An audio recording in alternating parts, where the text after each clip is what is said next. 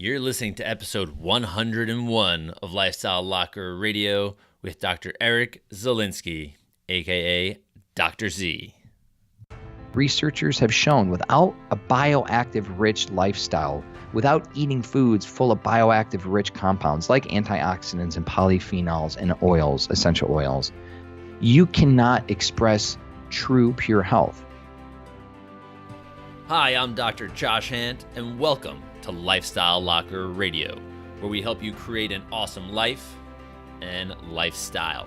From nutrition to fitness, mindfulness to peak performance, and relationships to money mindset, we bring you on an amazing journey to help you unleash your human potential. So here is a little bit about Dr.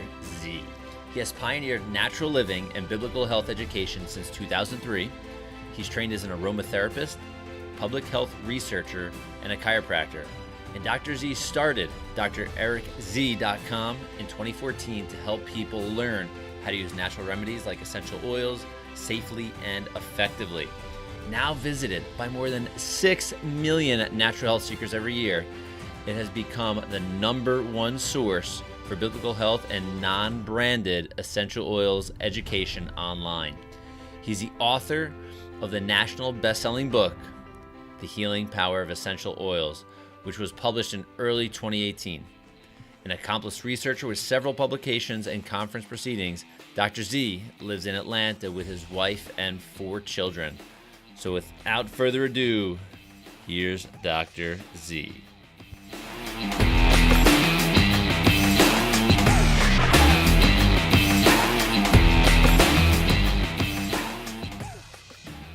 Everybody in the locker room today, we've got Dr. Z. If you've heard of essential oils, if you actually haven't heard of essential oils, I don't know where you've been this past decade.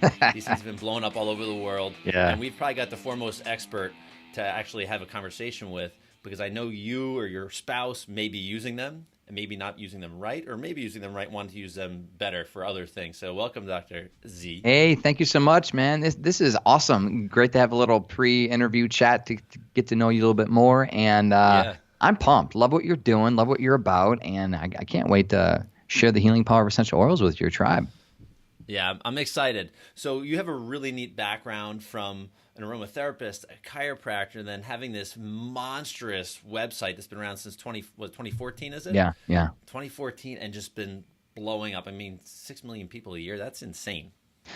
It's almost hard to believe. And when I look back, Yeah. I wonder what happened. You know, when I look at my company as a whole, now that we employ 15 people from around the world, and I'm like, where do we go? I mean, just for me, hobby blogger. But, you know, when I was in chiropractic college, and you know what it's like. Well, actually, you don't know what this is like. You don't know what it's like having a kid in school. And you No, also don't know what it's like having 2 more kids. So when I quit my perfectly good day job, I was working for a chemical company, just they're doing their high-end customer support finance stuff, making good money. Again, I come from blue-collar background. I was in the 6-figure earning potential route, right? My dad, who's a truck driver, was like, I made his dream. I fulfilled his vision for my life at that point.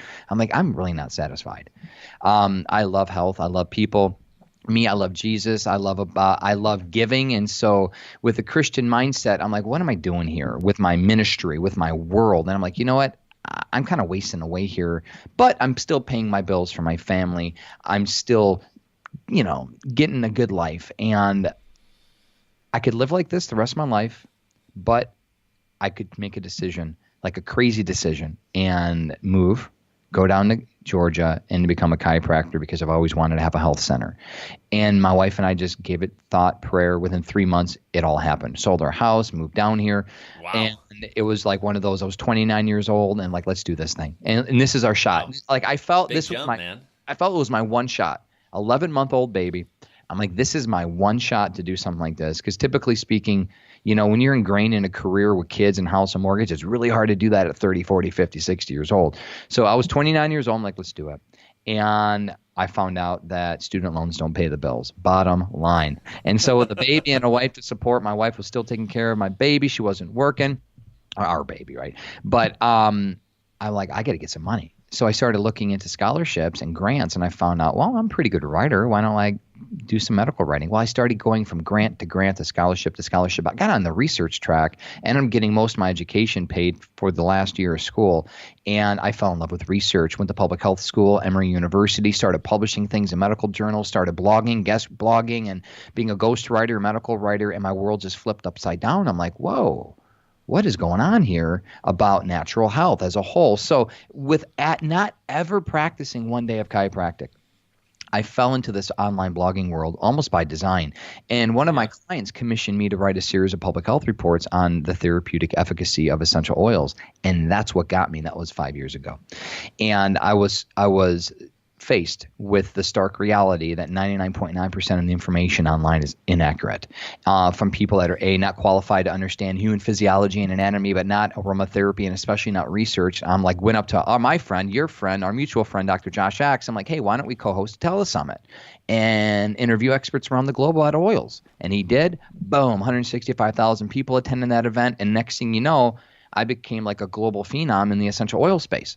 Almost like you, Doc, because, you're not posing yourself to be the expert in all things. You're interviewing the experts, right? And that's me too. I never posed myself to be an essential oil expert. I always just wanted to be like the investigative journalist to get the truth. Well, thousands. I remember reading 4,500 comments and emails. 4,500. I'll never forget that because that was a lot. In 1 week, and the resounding request from people was, Dr. Z, we trust you. There's just something. I connected with them via my interviews, and they're like, we trust you. Teach us how to use these things. We're confused. And so I'm like, you know what? I gotta learn this stuff. So I went to aromatherapy school. And since then, I've spent thousands of hours researching, studying, using essential oils, and working with people around the world. And here we are today. It's been a wild ride, but a very humbling ride. And to see over 6 million people visit my website every year, 60,000 copies of my book fly off the shelves in like 6 months. It's like, what's going on, right? Yeah. I mean, it's pretty amazing. And, we'll say I'm new to the world of essential oils. I've known of them. I've seen them, like shopping in stores and health food stores. And my wife loves them now. I mean, is obsessed with these essential oils and is constantly reading. But I'm far from anybody that has any kind of understanding of what you can use them for. They just smell good in my house, right? Exactly. Exactly. Like that's what they do. They make my house smell great. But so let's get into some of the nerdy science part of it, since you're probably really good at it. How do we get an essential oil from a plant or from whatever? How do we extract it? How does that happen? And then how do we know what things end up getting used for? Where does that start and end? So first of all, I totally get what you're saying. Up until I was forced to learn about essential oils, I literally marginalized them as smelly stuff. I love beach volleyball, and I'm not going to go play beach volleyball with my guy friends smelling like ylang ylang. We'll take my guy card away from me. You know what I mean, bro?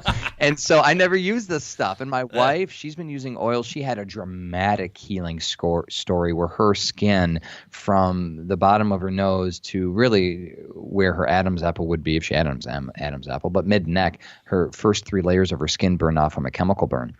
And nothing helped. No creams, no over-the-counter, no prescription stuff. But her mother's friend who practices Ojibwa medicine, she's a Cherokee Indian, said, hey, Sabrina, you really need some lavender. And here's some olive oil and coconut oil. Let me show you how to make a salve. And she bought my wife her first kit. And that was when my wife was 14 or 15 years old. Well, my wife's now 40. She's been using essential oils for 25 years. So when we got married, man, she's got her protocol. So I just looked at her. She smelled great. I like that. But I'm like, well, I'm not going to smell like that. So anyway, it wasn't until I was really forced to evaluate the research and the therapeutic efficacy that I realized this ain't snake oil. And let me say this too, kind of roundabout answer to your question, but where do you think medicine, pharmacists, chemists get the chemical structure of drugs that they synthetically create? It's not like they invent the chemical bonds in their mind.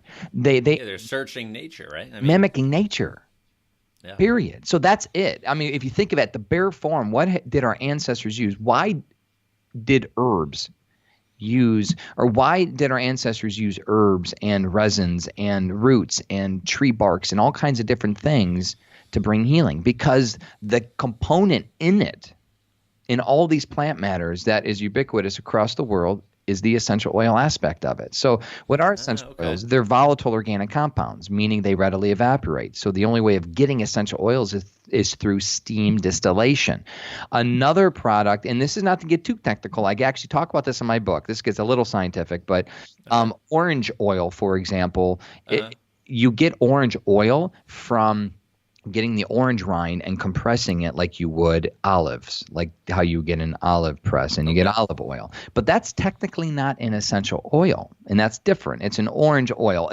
Technically speaking, an essential oil has to evaporate through steam distillation. Again, if you want to get the nitty-gritty, if you're a science geek, but for the bottom line, for those of us who love the little bottles that you get at the store or from your favorite network marketing company, they're either steam distilled or cold pressed. And these are the components. There's no nutrition in these, Doc. There's no vitamins or minerals. These are the ketones, the esters, the alcohols, the sesquiterpenes, the things you and I probably still have post-traumatic stress about from biochemistry class, right? And it's all the stuff that God gave to nature to ward off vectors, to heal. They're antimicrobial, antifungal, viral, and bacterial. There's antioxidants in them. They're full of healing mechanisms. And what they really are, they're bioactive compounds. And people don't talk enough about that. And I guess to not take the cat out of the bag yet, my next book is called is called The Essential Oils Diet. And we focus on bioactive compounds. What are those? The antioxidants, the polyphenols, AKA your essential oils. They are non-nutritive substances that bring healing. And the bottom line is this, folks. They're not essential, nor are they really oil.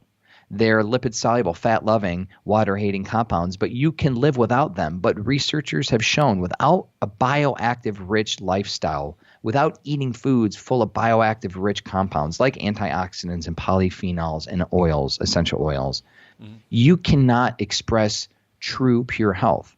Vitamins, minerals, and macronutrients like your carbs, proteins, and fats ain't going to do it for you.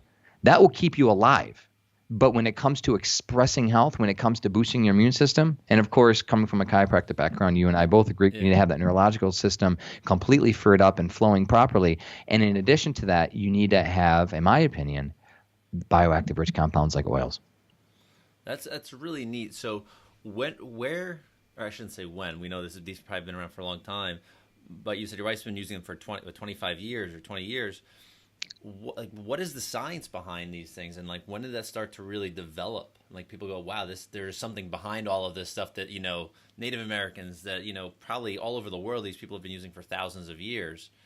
When did they say, maybe we should look into this? Yeah, the 9th century AD is when Arab alchemists started to steam distill plant matter, right? So up until really the 9th century AD, people never knew what essential oils were. They used plant extract. So you could do this right now. You could get a mason jar, fill it up with olive oil, and put a bunch of rosemary leaves in there. And next thing you know, you let that steep for a couple weeks, you get a rosemary extract. Well, that has a very little minute amount of essential oils because you know how extraction works.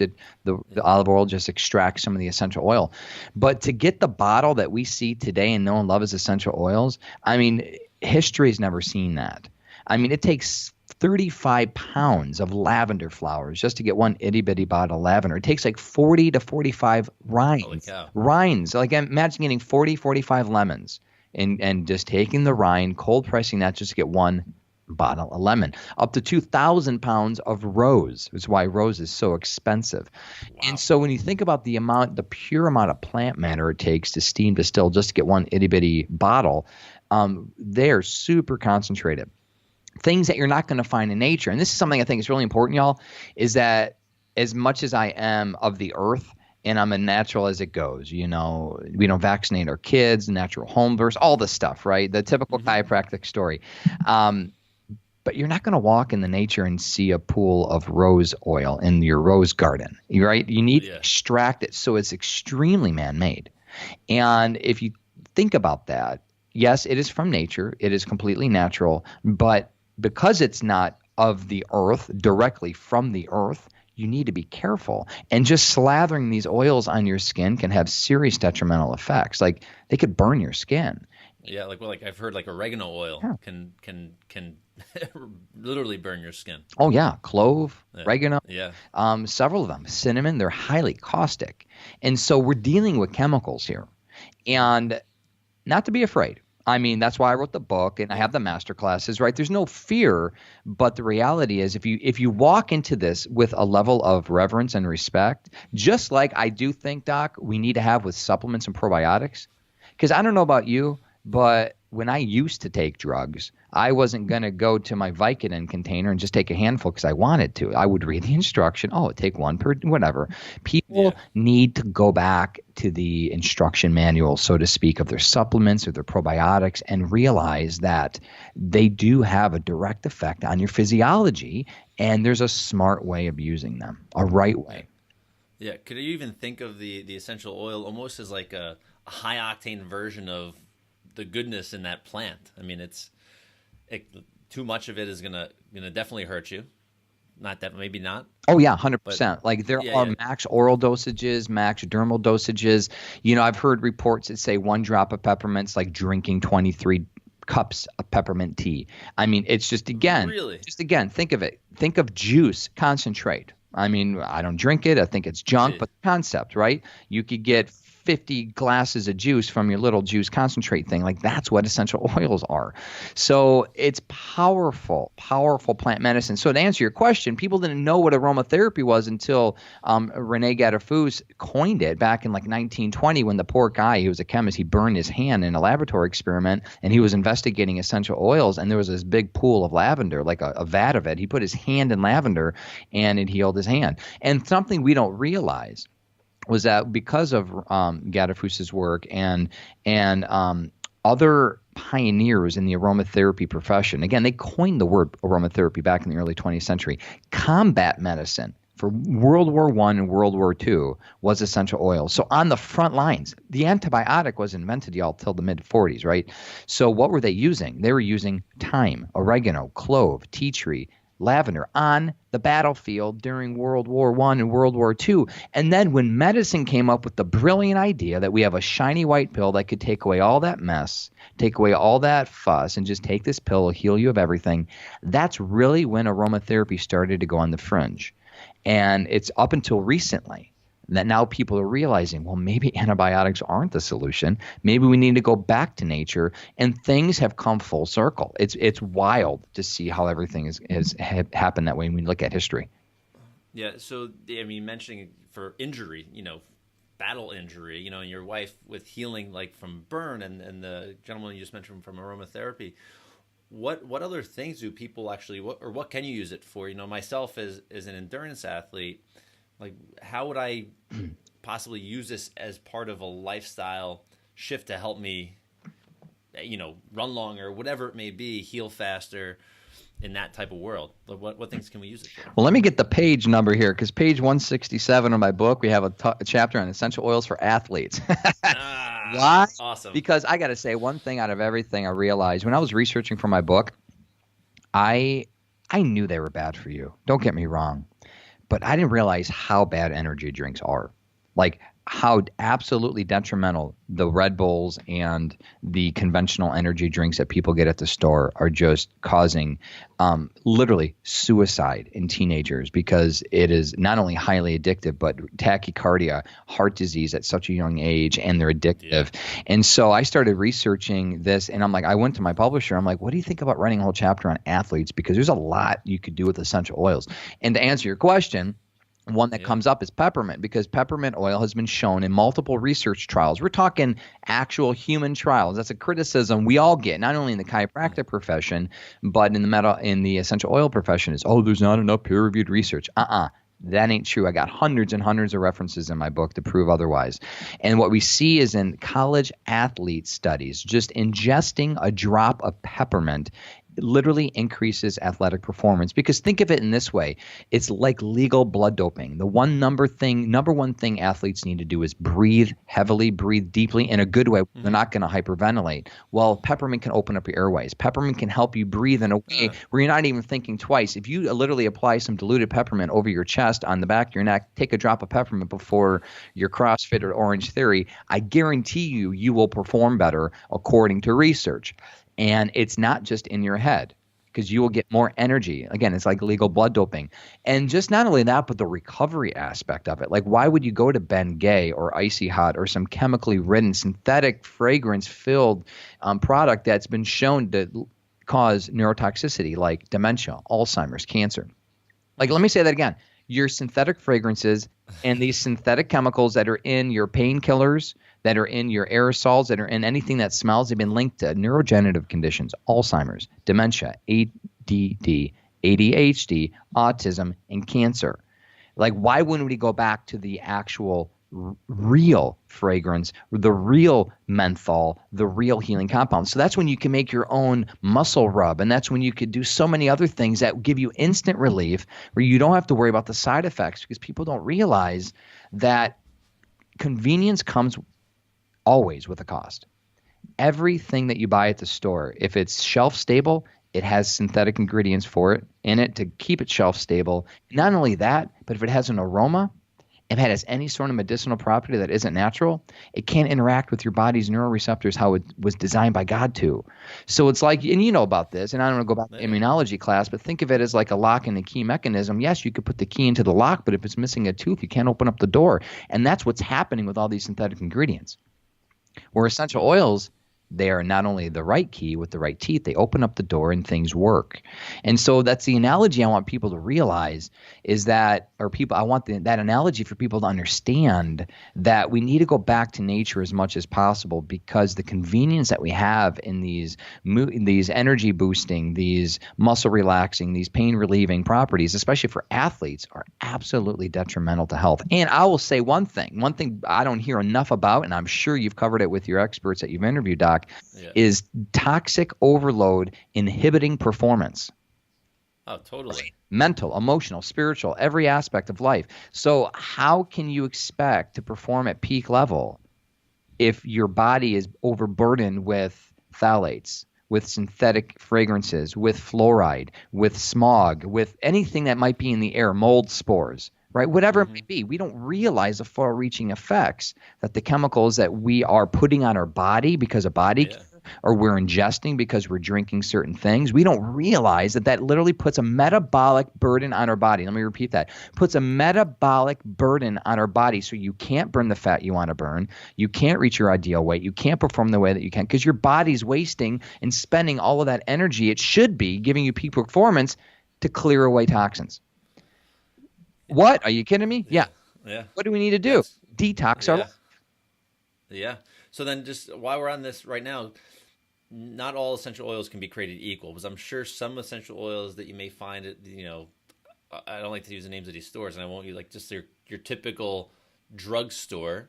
If you're looking there, I mean, are some of those even made with synthetic compounds? Yeah. According to Dr. Robert Pappas, who's one of the foremost chemists in the world, I've had the privilege of interviewing him twice for my telesummits. Dr. Pappas told me that roughly 75% of all the oils on the market are adulterated. Wow. And something to consider, most of your big box stores now are carrying essential oils. The big ones, right? And not only that, but you have your bath and beauties and fragrance stores that are now selling essential oil-based products. Based products. Yes. There is no way that those are true, unadulterated, pure essential oils, especially at the cost. Like, you cannot find a bottle of frankincense for $10. It just doesn't exist. Like, you can't find a gallon of gas anymore for 10 cents. It just doesn't exist. The raw material is so costly that there's no way. So price does matter to an extent. And also, there are third-party nonprofit organizations now that are testing these companies' oils, and they're finding them they're just flat-out fake. And there's ways of doing it, like cinnamon, for example, is a pretty pricey oil, whether it's cinnamon bark or cinnamon leaf. And, I'm sure you know, right, a lot of folks use cinnamon powder to balance their blood pressure, blood sugar, and just boost immunity and all that stuff. Well, cinnamon bark oil is rich in cinnamaldehyde. Like, one drop of that is equal to like a tablespoon of the spice, right? So people are using that. Well, what do you do if you want to save some money on cinnamon? You could essentially, quote, lace it or mix it with cassia, which is a sweeter smell, but it has very similar spicy smell like cinnamon does, but it's super cheap. It's not costly like cinnamon bark is. So you could get cassia and you can mix it with cinnamon, and then you're going to call it pure cinnamon oil. But no, it's really not pure cinnamon oil. It's cassia oil and filled with whatever God knows what. It smells sweet. It smells great, but it's not going to give you the medicinal effect that you want. Is it going to kill you? Some synthetic ingredients and some oils are so synthetic it will produce a neurological insult to your body. And it's not. That's scary. It is scary, and it's just like your Febreze. It's just like your aerosols and your plugins and your wallflowers. See, that's the danger of it. It's why you have to make sure you're getting pure oil. And the bottom line, easiest way, and I explain this all in my book, is you got to find a company that's transparent, and find out, get the report. Where do they source oils from? How do they get it? How do they manufacture it? And get a report. Like they actually have a GCMS, a gas chromatography mass spectrometry report, like you would know as a blood panel that says, hey, this is what's in it. This is normal. This isn't. They should have that available on their website. Any company that doesn't today, I wouldn't buy oils from, flat out, because there needs to be that level of transparency, because there's so many. And most of your stuff on Amazon's junk. Like most of these, God knows what companies, and I don't want to name them because I don't want to get sued, because I get so upset by it. Bottom line, man, it's junk. It's poison. People are just putting stuff out there, and people are buying it, not knowing what they're doing. It's a shame. Yeah, that was the biggest question, because I know that I see this stuff everywhere, and it isn't. I know what my wife will spend on oil, and it my eyes open up when we get a bill. I'm like, wow, you spent a lot of money on oil, and she goes, it has to be good, and I don't know what she knows. I never asked her, but it's not like we're not going to one of these big box stores or discount stores and going, ooh, peppermint oil, this looks good, $3, sweet, we'll buy the case of it. I won't even clean my floors with that junk. Yeah. I literally won't even clean my floors with that junk, because it's just as bad as cleaning your floors with Clorox that emits all those bad chemicals. I mean, it's that bad. That's man, I'm learning too much here. So let me tell you this. Let me tell you though, it could get pricey, but let's be wise and let's be smart. One drop goes a long way, and that's why when you go to my book, when you go follow the recipes, and when you follow true traditional aromatherapy standards, you realize that you're not wasting a lot.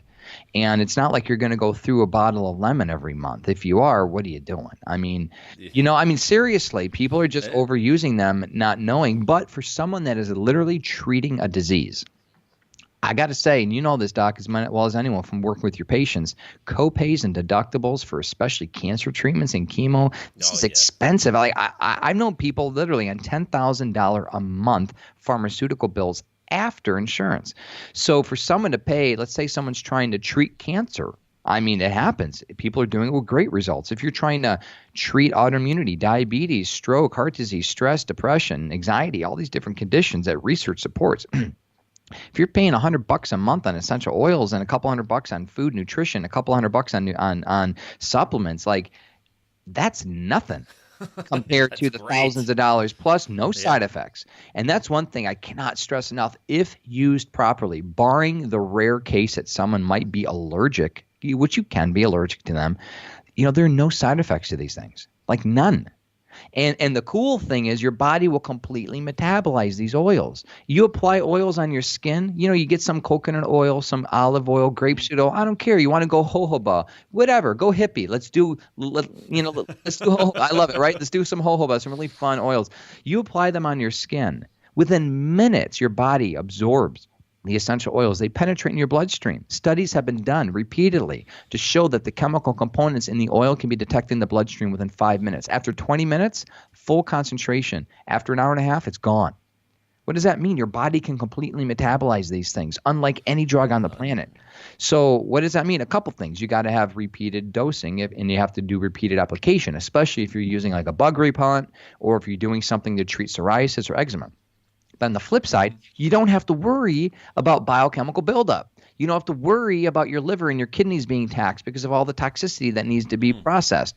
So again, think of going back to nature and about really, I believe, the design that we've been designed by God to interact with nature in such a way where it's symbiotic. And that to me is, once I really started understanding this concept, it blew my mind. Yeah, the research is there and that's cool. Yeah, the stories are there and that's great. I hear all the testimonies. But when you get down to like evolutionarily speaking, it makes sense. And to me, I feel closer to the earth. I feel it's more congruent with my natural lifestyle. And now, our lotions, our potions, our soaps, everything. It's like we're kind of like one with it all, and we all work together in unity for our health and healing for my whole entire home. That's really neat, and I feel that I've been going in that direction for a long time now. Maybe not where you are, but it's definitely noticeable when you apply, essential oils, but all of these principles, like you said, nature, and to everything that you interact with, to your lighting, to everything. It makes such a huge difference on just such a like the baseline level. Like everything is better. It is. Gardening, for example. Think about my father-in-law is a PhD agri-scientist. Oh wow! And You guys, you just know smart people or something. What's going on something. here? Yeah, I married up. My wife's something else. So my father-in-law was teaching me. He's an agri-scientist. He was teaching me when you look at we hear this a lot, like non-organic food or not even food in general doesn't have the right or doesn't have the the nutritional profile like food 100 years ago. So your carrots don't have the vitamin A they used to 200 years ago. Well, why is that? One of the reasons why is because we're planting non-native plants in our native soil, and the soil and the plants just aren't, again, designed by God to feed each other into a way where the nutrition is the way that it is. So you have beautiful organic farms in California that grow everything under the sun.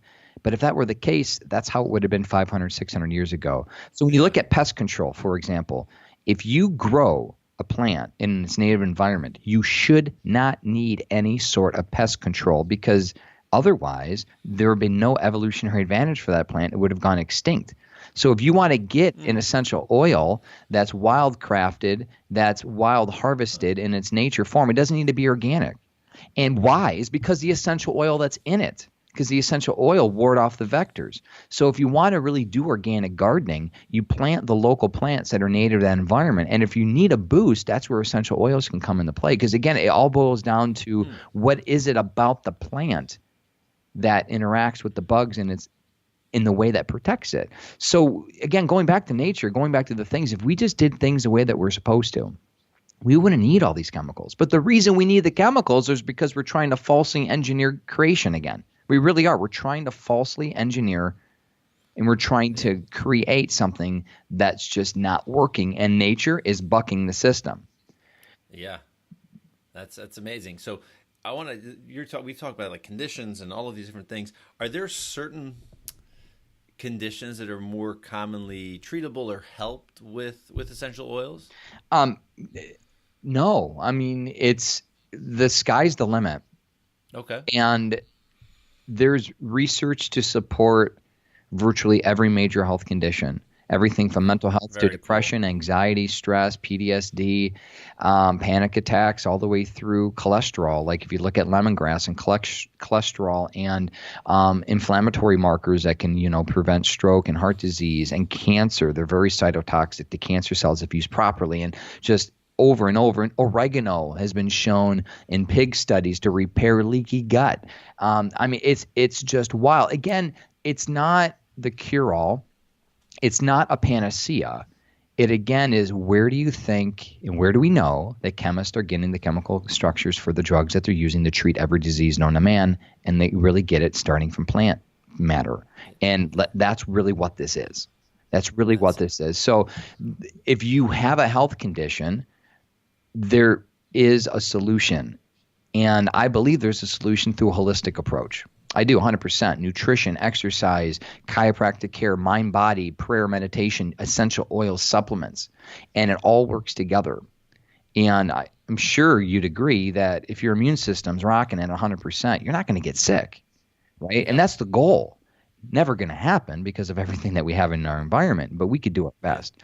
So there are essential oils to support every system in the body and to support the body in ways of healing. And so one thing I try to do, and one reason I love the innate the chiropractic philosophy about innate healing is that we try to promote healing from the inside out. And that's really what essential oils do. Yes, there are certain cases like rosemary will, like without fail, increase blood pressure.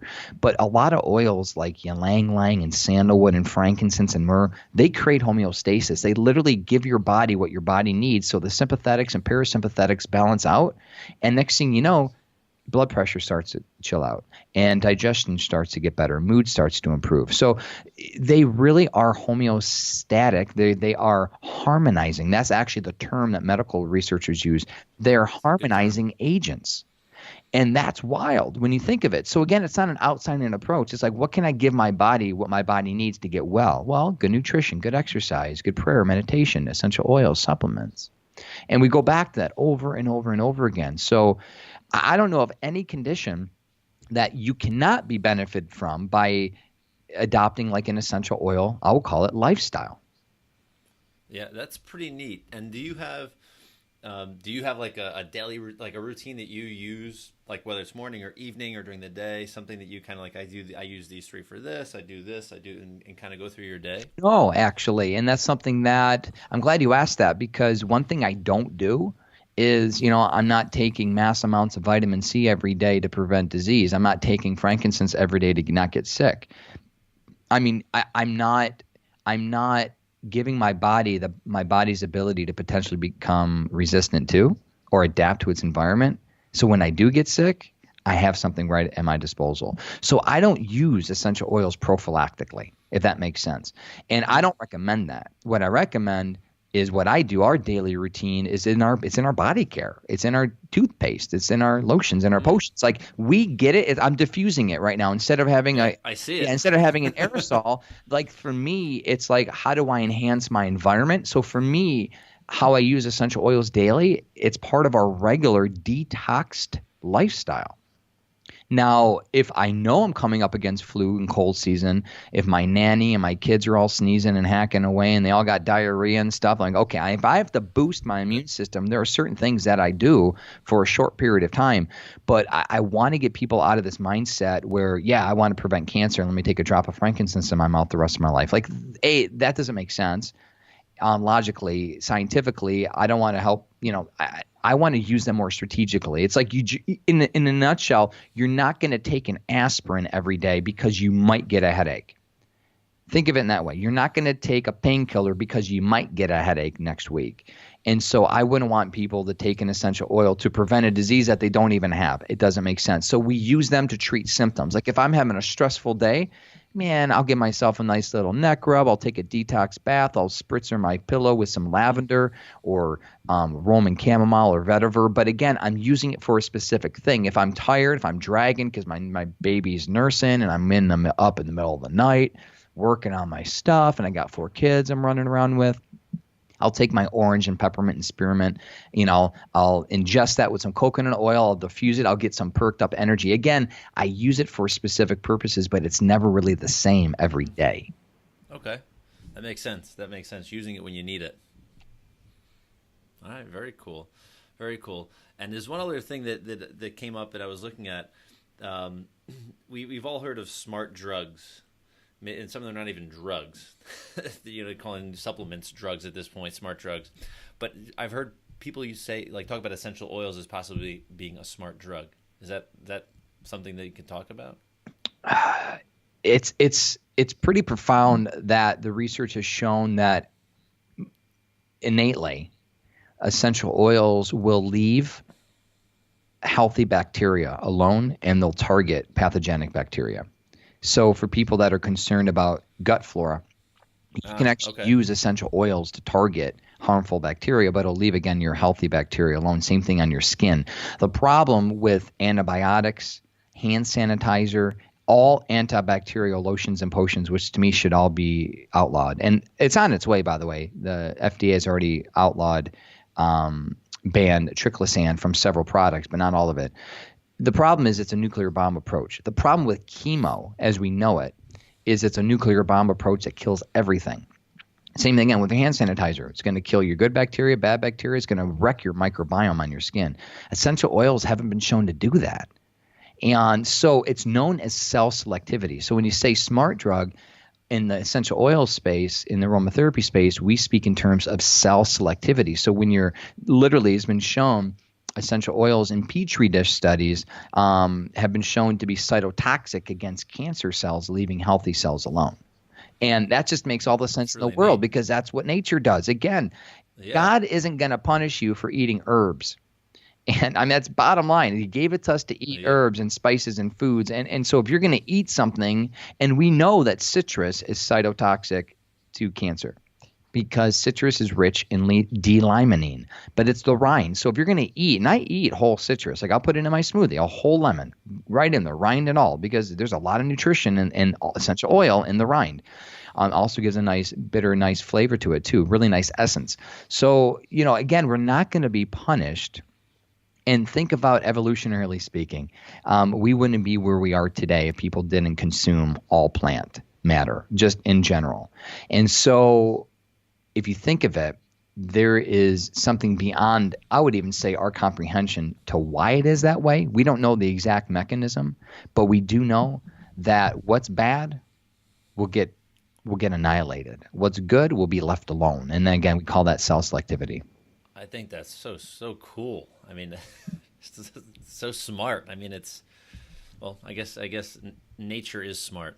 And that's where we come into play to screw things up. Man, that's why I love essential oils, man. And for me, my healing story didn't include essential oils, and what I did, and I know we didn't cover my story, but I was a sick kid, and I used nutrition and prayer, meditation, and mind-body practices to really get me through a lot of things. And I never really recognized the healing power of essential oils until, again, I was a researcher. And I feel literally they were the one thing that was missing in my medicine cabinet because, when I got athlete's foot, when I got a pimple, when I got whatever, a rash or something, I didn't know what to do. And sometimes not knowing what to do, I went to the pharmacy and never worked the way that I wanted it to. Even simple things like hemorrhoids, just things don't work the way that you want them to. And that was the essential oils to me were the one thing missing in my medicine cabinet. Like I actually kind of feel complete. Like my wife and I are home, our medicine cabinet, when our kid gets a 104 temperature, which they do, we don't rush them to the hospital. We get some peppermint and we get some orange and we apply that on the back of their neck and back and give them a rub massage, highly diluted, by the way. But man, we know what to do now. And we don't have to worry about 90% of all the health conditions. And I quote a doctor in my book. I forget his name. I should remember, but I should read it. He said, this emergency doctor said up to 75% of all emergency room visits that he sees are useless, are not needed. Like simple sprains and simple bruises and rashes and things. Like you should be able to take care of this stuff on your own. And as a society, and I guess if I were to wrap this all up in like why, where, how, and when, what do essential oils do? They epitomize empowerment, where we now have a piece of power back where up until now, everything has been stripped away from us. People don't know how to grow their own food anymore. They don't know how to take care of their kids anymore. They forgot first aid. I didn't realize how woefully unprepared I was for health and first aid until I went to chiro school. I'm like, wow, this is some basic stuff. Why wasn't I taught this in grade school? Our liberal arts education has crippled us in America, and we become absolutely useless on how to live. Yeah, we could build computers and airplanes and bombs and stupid stuff like that, but when it comes down to taking care of our families, we're not prepared. And so we don't know about health. We don't know about wellness. And this is the basic stuff. I remember my PE classes and health classes, they taught us rubbish in school. So what I get out of essential oils, folks, and one thing I want to encourage you to embrace the essential oil lifestyle, I call it, is it puts power back into your hands where you know how to do things, where even if you choose not to, it's something to say you can make your own soap. It's something to say you can you could grow things organically. I don't care if you live in New York, you can still have a pot of tomatoes and a planter, whatever. We do. Just stuff, right? Just getting that back where you're not 100%. Even having, there's something so empowering about going to your tomato plant in your pot, in your apartment in New York and cutting up your tomato for your salad instead of having to go to the store across the street. And they taste different. It does. And it lets you know, I can do things. And I might not be 100% self-sufficient. And don't get me wrong, I'm an urbanite all the way through. I'm not living on a homestead, but there's something to say.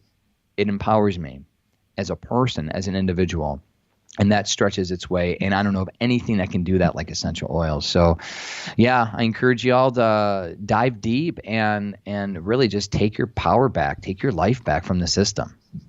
Yeah, and jump online and get Dr. Z's book, The Healing Power of Essential Oils. It's awesome. How many pages is it?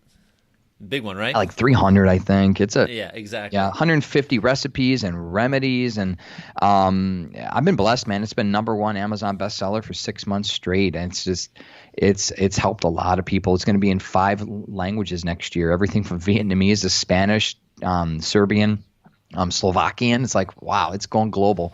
So yeah, thanks. Yeah, you can also go to healingpowerofessentialoils.com. You can get the book there, available anywhere books are sold. Awesome. So everybody, we're going to have all the details on Dr. Z, how to connect with him, how to connect with his website, and anything Dr. Z. I won't give away his cell number or anything like that, but make sure you connect with him. Make sure you do get this book. And if you are buying oils in a junky place, please stop. You're going to learn where, why, when, and how to use essential oils in your life for the essential oil lifestyle. So, Dr. Z, I appreciate it so much. So glad we can connect, and we may have to have another conversation soon. Well, I really appreciate it. I know we just got started. Thanks again, man. Totally. Josh, really appreciate you, bro. God bless. Thanks. Wow. I hope all of you loved Dr. Z's interview on essential oils. And I'm super pumped and super amped to share with you that I am participating in an event. Well, this is being released on Monday, and I'm participating in an event on Friday and Saturday, which is a 50-mile overnight ruck, and I'll be using some essential oils to help power me through this event. I had a chance to speak with Dr. Z after our interview and go into a little more detail about what I should be using, how I should be using these essential oils during this event so I can maximize my energy, and I want to be doing it. I will give you the details. I'll share on another podcast, and probably on a Facebook Live or some other way with you, what I'm using, what my nutrition was like, what essential oils we use, and how we use them so we can prep and so we can use them during the event. So back to Dr. Z, make sure you go over to lifestylelocker.com/Dr. Eric Z. That's lifestylelocker.com/Dr. Eric Z. and get all the details, and you can go straight to his website from there. I want to make sure you pick up his book, The Healing Power of Essential Oils, and we know he's got a new book coming out sometime soon. I don't know when, but I'm super pumped to talk to him about that as an athlete, since it will be dealing with athletes and high performers. So make sure you get over and connect with him. All the details are in the show notes. And Lifestyle Locker, I want to say, holy cow, episode 101. I want to thank you. I appreciate you all for sharing, for listening, for downloading, for leaving reviews. It is making a difference in this world. It's making a difference for me because I know it's getting out to more people. So thank you so much, and we'll see you on the next episode. Bye-bye.